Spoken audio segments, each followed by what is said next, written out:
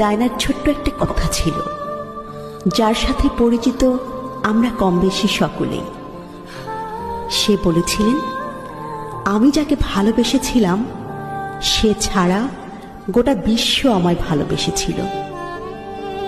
সৌন্দর্য, ব্যক্তিত্ব কিংবা আভিজাত্য কোনো কিছু দিয়েই প্রিন্সেস ডায়নাকে পেছনে ফেলবার মতো কেউ তার মৃত্যুর এত বছর পরও আসেনি। অথচ তার স্বামীও তাকে ঘরে রেখে আসক্ত হয়েছিল পরনারীতে, যার শেষটা হয়েছিল তাদের বিবাহ বিচ্ছেদ দিয়ে। তোমরা অনেকেই বলো না, গুছিয়ে না চললে, নিজেকে সাজিয়ে না রাখলে পুরুষ হাতছাড়া হয়ে যায়।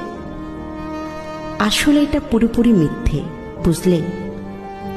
যার মানসিকতা নোংরা তার ঘরে হুড় থাকলেও সে কাজের মেয়ের পেছনে ঘুরে বেড়ায়, আর যার মানসিকতা পরিষ্কার সে দিনের পর দিন শত শত সুন্দরী নারী উপেক্ষা করে শুধুমাত্র তার স্ত্রীর কথা ভেবে। বেঈমানদের কোনো কারণ লাগে না বেঈমানি করার জন্য। তাদের আগাগোড়া পুরোটাই নোংরামিতে ভরা। তাদের কাছ থেকে ভালো কিছু আশা করাটাই